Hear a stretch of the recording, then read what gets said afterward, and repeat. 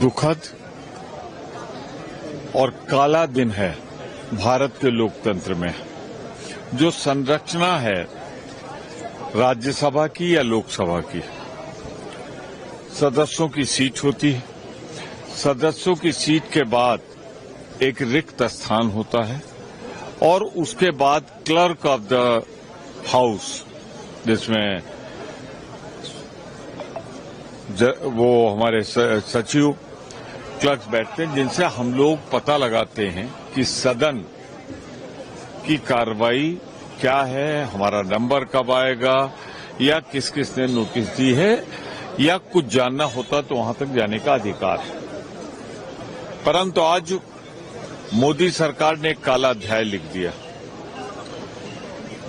जो जहां हम लोग बैठते हैं उससे जाने के लिए क्लर्क स्टाफ की तक जो स्टाफ बैठता है, कमांडो लगा दिए, जो कहे जा रहे हैं विशेष रूप से बुलाए गए थे। कोई कह रहा है सीआईएसएफ है, कोई कह रहा है कुछ। उन्होंने बलपूर्वक सदस्यों को स्टाफ तक जाने से रोका, जिसमें हमारी महिला सदस्य भी शामिल थी। उनको पुरुषों ने रोका, पुरुषों से धक्कम धुक्की की। तो अब मोदी जी का लोकतंत्र खत्म करने का और जिस तरह बल प्रयोग करके तानाशाही को लाने का, उसका दृश्य आज सदन में दिखाई पड़ा। मैं कहना चाहता हूं कि अगर सदस्य बेल में भी जाना चाह रहे थे तो उन्हें अपने अभिव्यक्ति का अधिकार है, उसके लिए नियम बना हुआ है, आप उस पर कार्रवाई कर सकते थे। लेकिन बलपूर्वक जिस तरीके से सदन के बाहर के लोगों को बुला के रोका गया बेल में जाने के लिए, ये भारत के लोकतंत्र इतिहास का एक काला दिन है और हम इस पर अपनी आपत्ति लिखित रूप से स्पीकर को, डिप्टी चेयरमैन को दर्ज करा रहे हैं। लेकिन सब कुछ कैमरे में कैद है, देख लिया जाए। और मैं ये कहूंगा, आहिस्ते कदम के साथ बढ़ रही है लोकतंत्र की हत्या के कदम।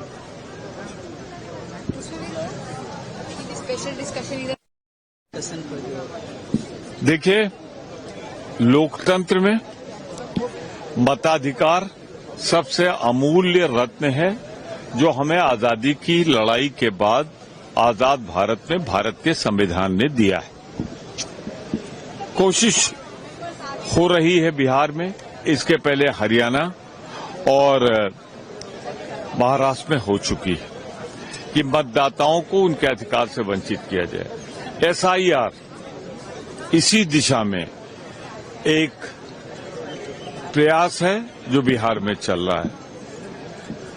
हमारे नेता राहुल जी ने, प्रियंका जी ने और हम सब चाहते हैं कि एसआईआर पर विशेष चर्चा हो, विशेष रूप से जो राहुल जी ने लिखित रूप से अनुरोध किया है, क्योंकि लोकतंत्र में खास तौर से राज्यसभा में मैं कहना चाहता हूं, राज्यसभा काउंसिल ऑफ स्टेट यानी राज्यों से निर्वाचित लोग चुनते हैं राज्यसभा में नॉमिनेटेड को छोड़ के, यानी हमको जो चुनेंगे उनको चुनने वाले अधिकार को खुली चुनौती, इसलिए राज्यसभा में विशेष रूप से इस पर चर्चा कराई जानी चाहिए।